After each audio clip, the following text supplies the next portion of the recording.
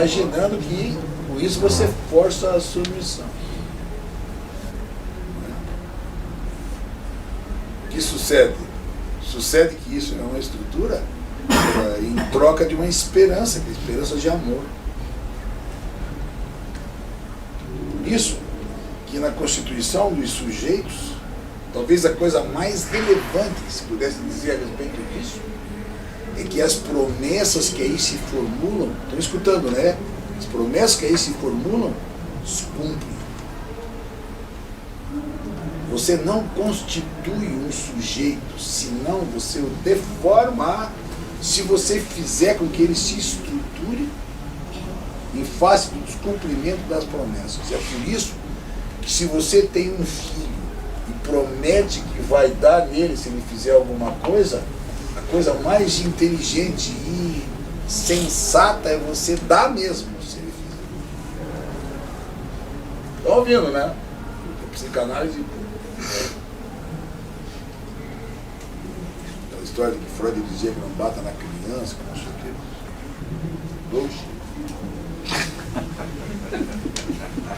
Por quê? Por quê?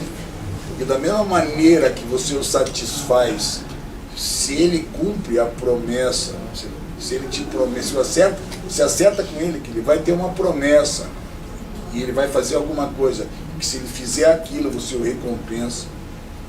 Se ele faz, você de fato cumpre a promessa, para ele poder ter a resposta devida, se ele não fizer, você não dá a ele o que você prometeu.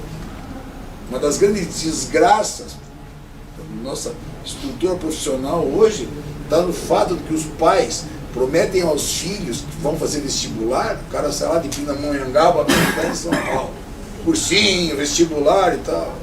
Pai malha.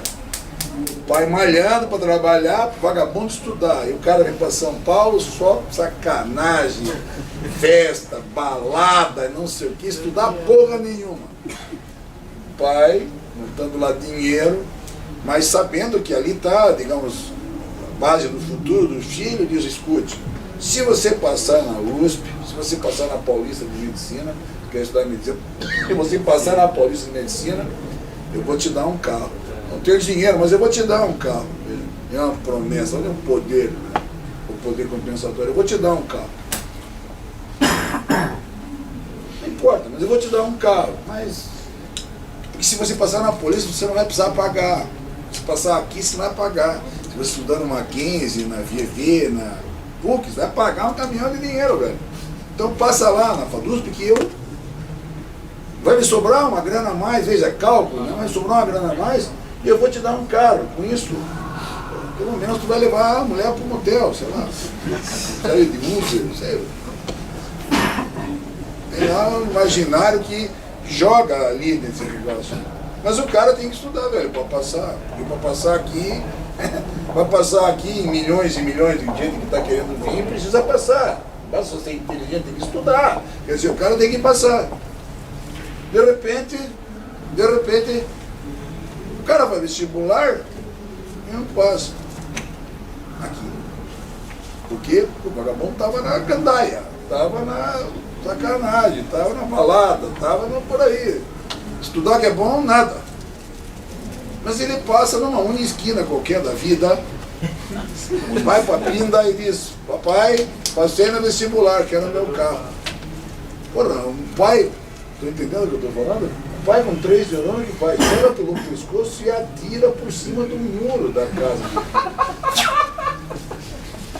Que é para ir se virar lá onde o asfalto, vai procurar a tua turma, vagabundo. Vai trabalhar no porão da lanchonete ali, da esquina, sabe? Vai procurar a tua... Vai. Porque é importante, veja como a promessa, veja, a promessa a se cumprir na forma como tratada. Vemos como vale a palavra. O pai faz mais mal para ele dando o carro, se ele passou na uma esquina, do que fazendo o vagabundo ficar aí de ônibus, indo a pé, ir a pé. já dando uma vantagem para o cara que não seja estudar lá em Pina mesmo. Porque é justo isso que se coloca como cumprimento da promessa que constitui o sujeito, que se mete com uma limitação. Você tratou comigo, mas você não cumpriu, você não merece ganhar. Ou seja, é justo aqui que funciona a referência. É justo aqui que funciona a referência, porque você entende. Se o teu pai te prometeu alguma coisa e não te puder dar, não te puder dar o carro porque teve lá uma doença e o dinheiro que ele tinha para dar para você, ele vai dar para cuidar do teu outro irmão no hospital, da tua mãe que está doente, precisa de um tratamento, você tá... Isso, veja, você entende, porque você entende o descumprimento da palavra por ele. O que você não entende é que ele descumpra a palavra dele para te dar uma porra de um carro que você não fez por merecer. E aqui está o grande mal. Porque se ele diz, eu não dou o carro, tu vai de ônibus, cara, se vê na contingência, em face do limite, de desejar o carro e para isso fazer o que deve fazer, passar no ano seguinte, por exemplo. Mas se o pai der o carro, o vagabundo vai continuar, muito provavelmente, na mesma vida. E vai ser vagabundo forever. Isso é só um exemplozinho do que significa, veja, a importância do poder compensatório. Sabe por que eu estou falando isso? Porque se você tratando, essas coisas também se imbricam uma na outra, mas se você trata alguma coisa, digamos, num processo com o juiz, sabendo que ele lá tem um poder, se você trata, você cumpre. Por isso que você não pode ceder nos direitos. Você resistir nos direitos, porque eles não são seus. Mas se você se compromete, você cumpre, porque é justo isso que faz a tua própria respeitabilidade. Ainda que você tenha que dizer não. O professor bom é aquele que te ensina, ou aquele que não te ensina e te deixa passar? Por que o Maurício vem e fala de mim? Duro! Para! Fazer com prova! Exame final! Vai estudar, vagabundo! Você é professor na USP? Você acha que é assim? Como que você aprende? Ou seja, isso é só um bosquejozinho para mostrar como você pode estudar, ou como você deve estudar o lugar do poder, e quanto o lugar do poder é significativo, ainda mais o poder do juiz, que é um poder que está para além de tudo isso. Deixa eu só completar isso com aquilo que é o poder condicionado. Está aqui.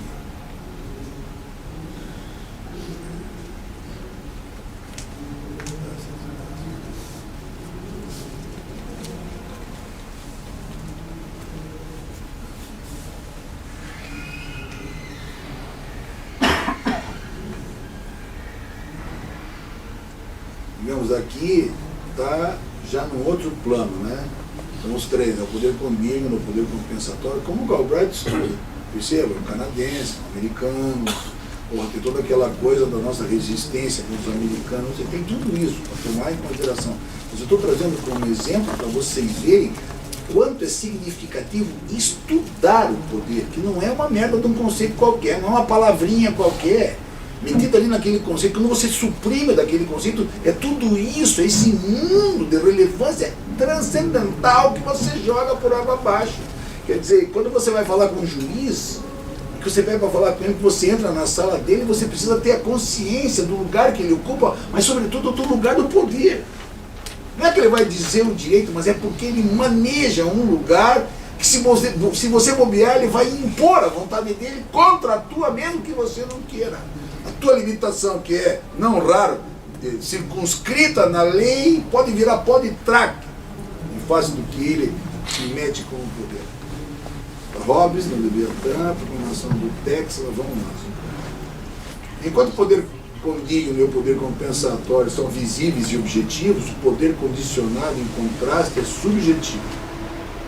Nem os que o exercem, nem os que se sujeitam a ele, estão necessariamente sempre cientes de que ele está sendo exercido. A aceitação da autoridade, a submissão à vontade alheia, torna-se a preferência mais alta daqueles que se submetem. Esta preferência pode ser deliberadamente cultivada pela persuasão ou pela educação. Este é o condicionamento explícito. Ou pode ser ditada pela própria cultura. A submissão é considerada normal, apropriada ou tradicionalmente correta. Este é o condicionamento implícito. Numa linha nítida, separa um do outro. Vocês estão vendo, né? Você nem vê, mas ele está lá. Estão escutando, né? Mas ele está lá. Você não vê a mãe dizendo para a filha: minha filha, vai lá, case, né? Que seja submissa a seu marido. Não esqueça que ele é forte, tem poder. Nunca ninguém diz isso. Mas tão raro, quando as pessoas casam, as mulheres naturalmente vão cuidar da cozinha, vão cuidar do banheiro, vão assistir o filho. E você pergunta, às vezes, como elas podem fazer isso assim, de uma maneira tão dócil?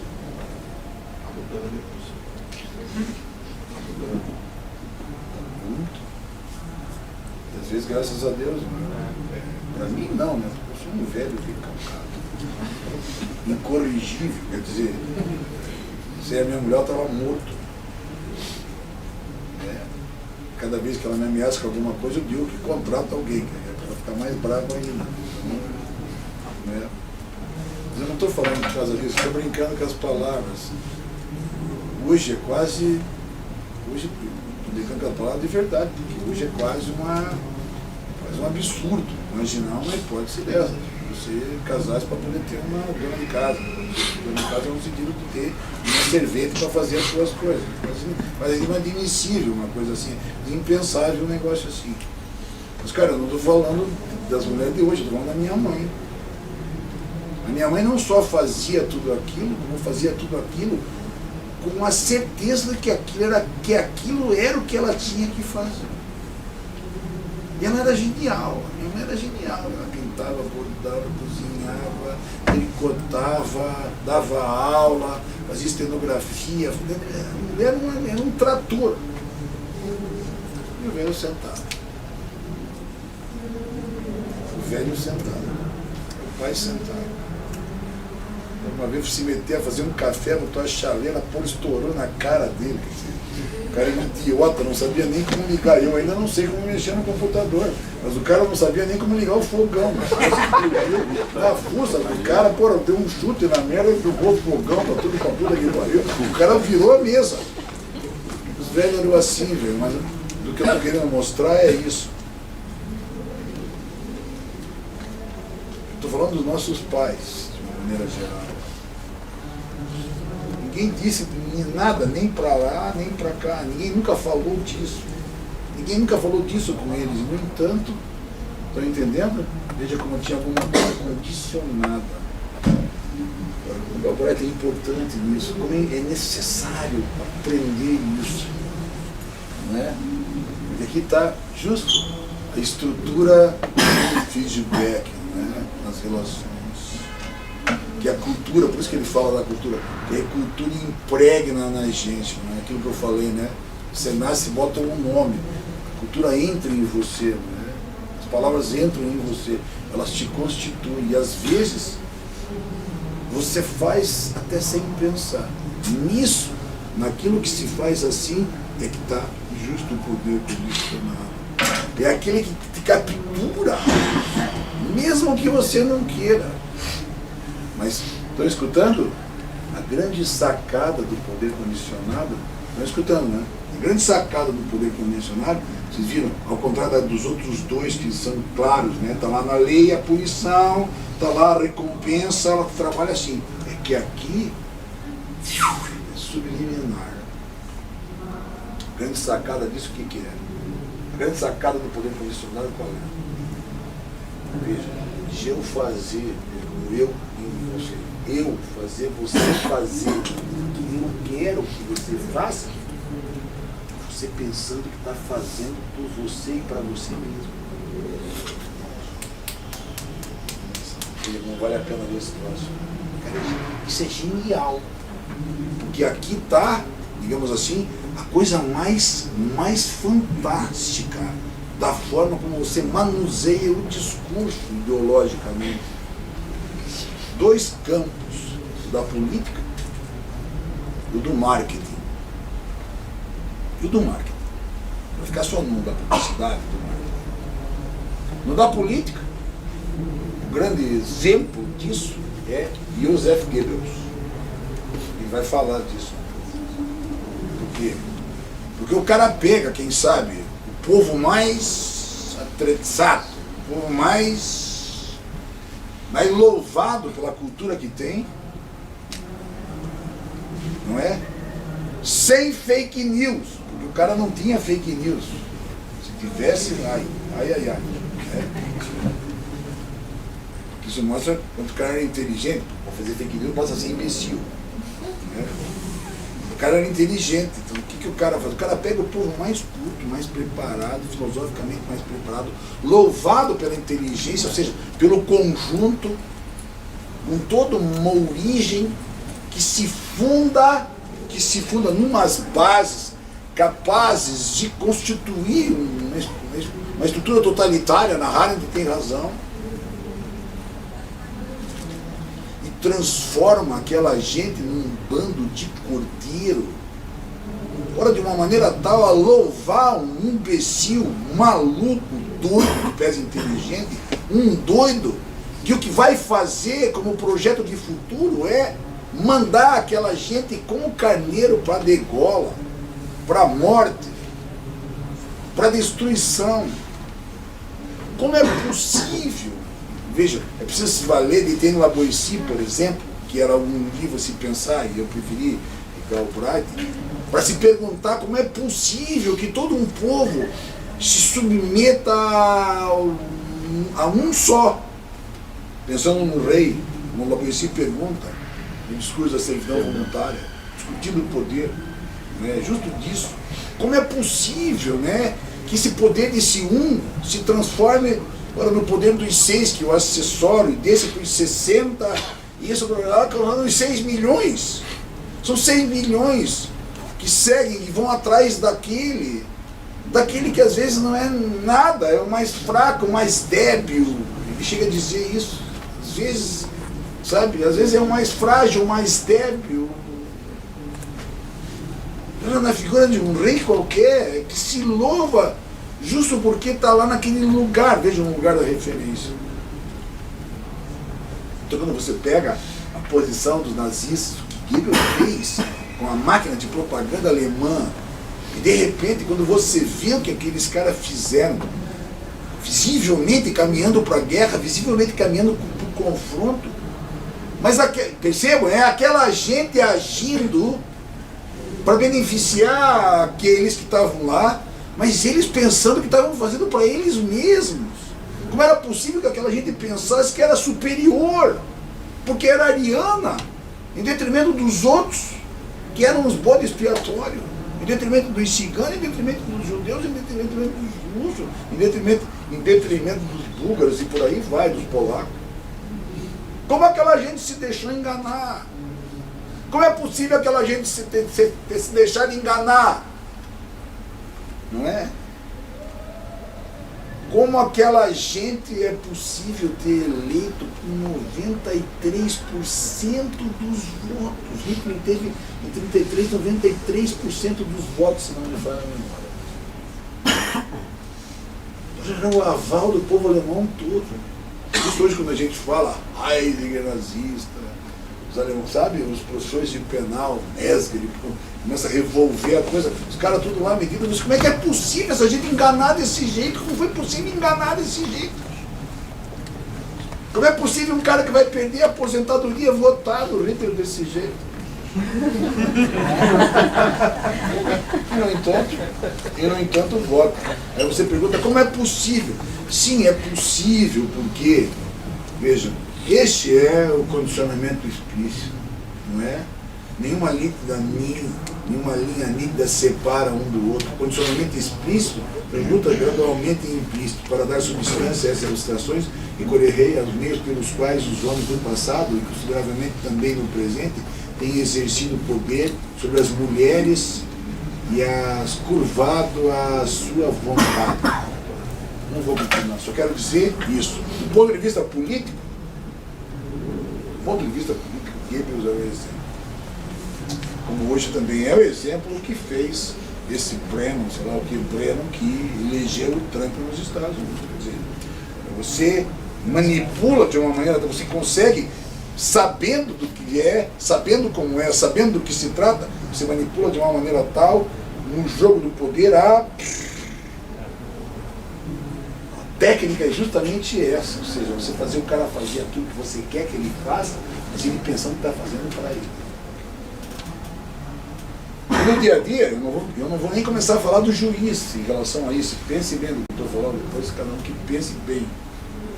Mas, eu disse, nada para nós no dia a dia parece mais significativo do que o poder do marketing. Velho, é um negócio impressionante. Impressionante.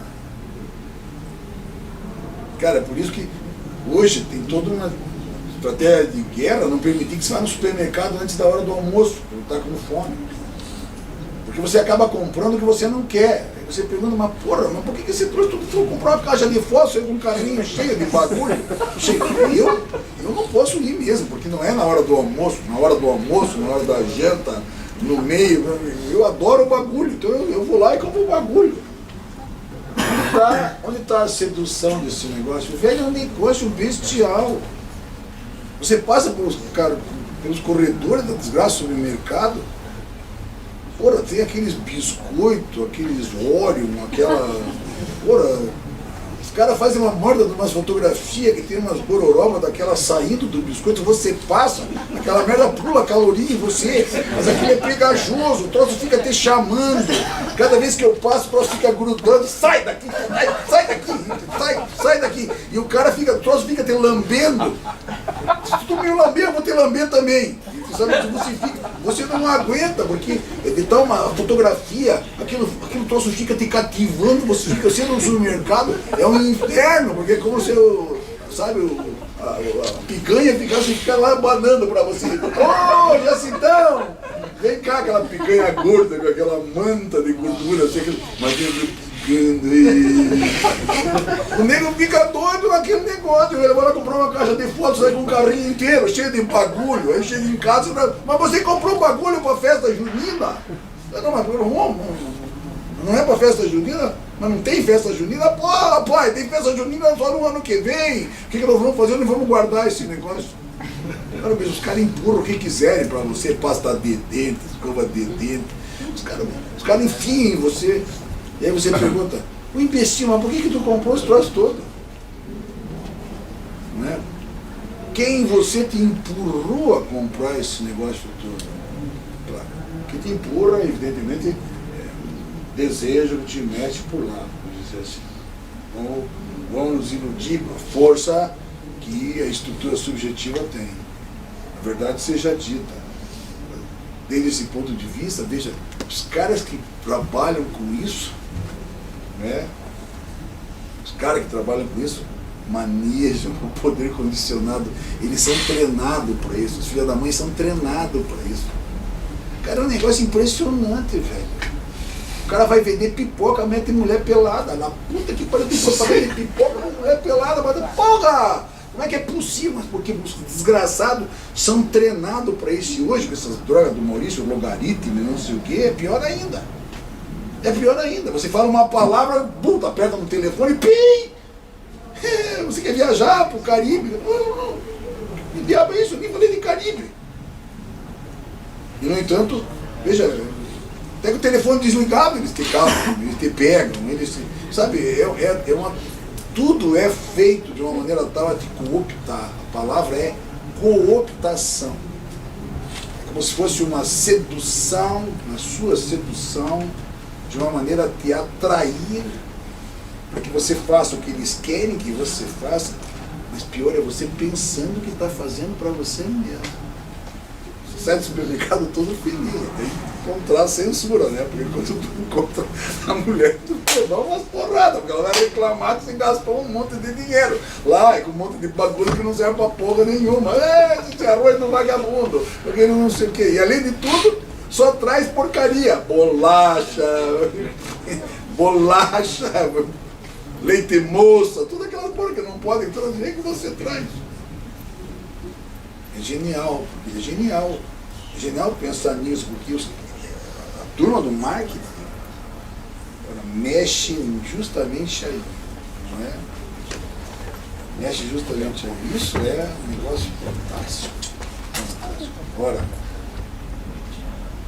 essas três formas, por isso vale ler o livro do meu pai, essas três formas se entrecruzam, elas não aparecem só isoladas, elas também se entrecruzam. E aqui está, e aqui vai, quem sabe, para o alerta mais significativo em relação à jurisdição. Mais significativo o alerta em relação à jurisdição. Que é justo o fato de que a cultura que se forja entra sorrateiramente, como que se você não visse, ela entra para que se possa responder por aquilo que eles querem.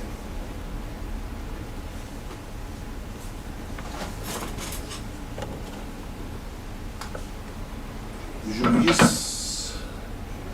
vocês sabem, decretaram pela terceira vez a prisão do governador, o ex-governador do Paraná.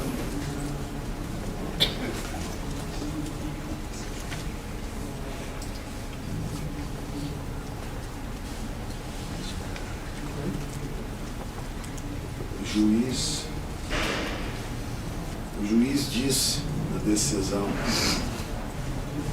aspas, há um pensamento amplamente difundido na doutrina e jurisprudência brasileira que insiste em vincular a necessidade da prisão preventiva à contemporaneidade dos fatos criminosos. Tal entendimento, carente de maiores fundamentações racionalmente elaboradas, ecoa, sem a devida reflexão crítica, como um verdadeiro mantra da impunidade. A pergunta que fica é, de onde o cara tira um argumento desse porte para justificar algo do gênero, sabendo o que nós sabemos sobre a contemporaneidade de uma cautelar como essa, de modo a dizer que nós todos falamos em um mantra da impunidade. Veja, de onde o cara tira disso? Se não fazendo alguma coisa ou dizendo alguma coisa que alguém quer que ele diga, ainda que ele pense que está fazendo por ele mesmo. É uma relação dos poderes, por causa do julgamento, bloqueou duas condenações que depois vai ser processado, ter um julgamento. Por isso que eu disse, entra outras coisas também. Por isso que eu disse, você viu o que eu disse? Entra outras coisas também. Mas entra justo nisso, quer dizer, aquilo que fornece a possibilidade de você, digamos assim, entre aspas, destruir a estrutura que lá está. Seria, até pouco tempo atrás, seria inimaginável que um juiz dissesse alguma coisa assim. Hoje o cara diz, com toda a tranquilidade, como se ele estivesse fazendo a coisa, e que se todo mundo fosse um idiota de pensar e que não sabe que ele está fazendo isso em função ou em nome de alguma coisa ou de alguém. Em nome, será que eu estou falando do Lopes? Em nome de aquele que faz a liga, aquele que liga. Não, moçada, eu já estava com dor, mas acho que está meio na hora. Eu só queria, veja, fiz um esforço para mostrar a vocês que tem mais, né? Recomendaria que dessem isso, que isso ajuda a pensar. É isso que ajuda a pensar. Tem, evidentemente, muito mais, porque tem mais de verdade aí para projetar. Né? Todo mundo sabe que, agora, a matéria da jurisdição é justo o lugar do poder. mas que isso se divide com toda a matéria da competência que daqui vai para adiante.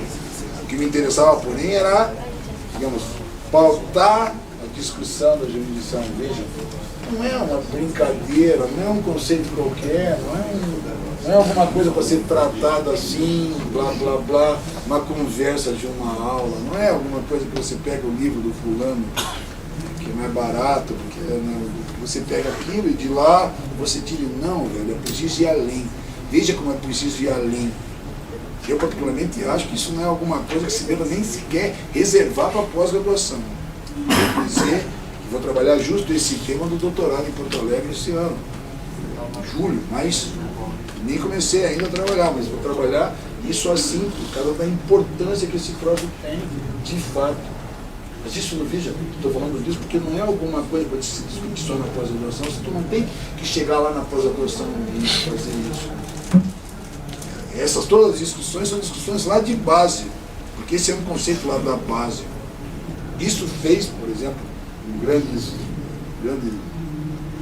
grande modo, crescimento da Federal do Paraná. Não porque nós estávamos lá, mas porque se imprimiu um conhecimento lá na base, forçando os caras a pensarem coisas desse cenário. Porque isso faz o quê? Isso, ao mesmo tempo que estrutura um conhecimento, desestrutura ou ajuda os caras a desestruturarem tudo aquilo que possa servir de manipulação em face do próprio conceito. Vamos voltar amanhã, mais ou menos nesse pique, para falar de ação, para falar de processo, e depois ver se nós fechamos de noite com um ataque a isso tudo. Mas é inevitável que se vá atacar justo desde o lugar. Eu preciso, quando eu disse, venham comigo numa viagem que nós vamos fazer, é que eu preciso que você vá discutir comigo, quando eu falar o lugar do juiz, do que está acontecendo com o lugar do juiz, eu preciso que você venha comigo sabendo do que eu estou falando, do que você está falando. Mas não que você está pensando, eu não quero que você venha pensar comigo, porque eu trouxe o Galbraith e mostrei uma cara do poder que você precisava ter. Eu quero que você pense mesmo nisso e venha para discutir o lugar onde o juiz está hoje, em face daquilo que você vê mesmo, que você pensa mesmo. No lugar que você ocupa. Isso me parece o mais relevante. Agora, se eu tivesse condição, eu tivesse no curso de pós-graduação, eu separava tudo e eu faria disso uma grande discussão. Porque é uma discussão que se trata de você empenhado em construir o teu próprio aprendizado, o teu próprio saber. Não é eu dizendo, bora, temos que desconstruir a teoria geral. Faz o que pode, mas nós precisamos construir isso. A diferença vem disso. A diferenciação vem disso. Isso faz você depois construir um mestrado, construir um doutorado desde um lugar altamente diferenciado e significativo. Não duvido. É disso que se trata. Porque, claro, dentre outras coisas, faz com que nós que pensamos, que conseguimos ter a sorte de pensar algumas coisas que vão para além do lugar comum do direito, porque a gente se beneficia disso, e você acaba, querendo ou não, você acaba ocupando um lugar que é um lugar diferenciado. Eu tenho brincado com isso, porque às vezes as pessoas têm me perguntado sobre essa matéria, o que o senhor acha, professor? Eu sinto muito, eu fico muito sentido disso, mas eu nunca vi na história construir uma diferenciação, principalmente quando você marcha contra a periferia, que não fosse para beneficiar os do centro. Nós, infelizmente, estamos no centro. Então, todas as sacanagens que estão fazendo, de uma maneira geral, vai pegar essa gente toda da periferia. O foco estamos nós. Então, mais que a gente sofra, o saber que propicia que a gente esteja no centro, isso é muito ruim. De fato, é muito ruim, porque você não pode ser feliz sendo beneficiado quando você sabe que esse benefício que vem para você decorre justamente do esmagamento dos irmãos que estão lá na periferia. disso que se trata. É construir um saber, no fundo vai te beneficiar, né? Vai te beneficiar. Acho que deve construir, é preciso lucidez para construir alguma coisa diferenciada que faça com que a gente lute por nós mesmos, eticamente, em relação àqueles que são irmãos que precisam da nossa ajuda. Isso que me move a não trabalhar assim, quer dizer, trabalhar assim é tendo a humildade de poder discutir passo a passo, devagarzinho, aqui, ali, melhor aqui, pior ali, mas sempre com alguma coisa que possa te ajudar, possa te puxar, que te incentive a te puxar. É isso que nós precisamos fazer. O ensino só pode ser grande quando nós crescemos todos juntos. Assim deve ser. Bom, amanhã...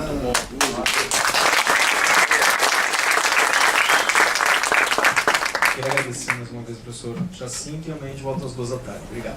Obrigado.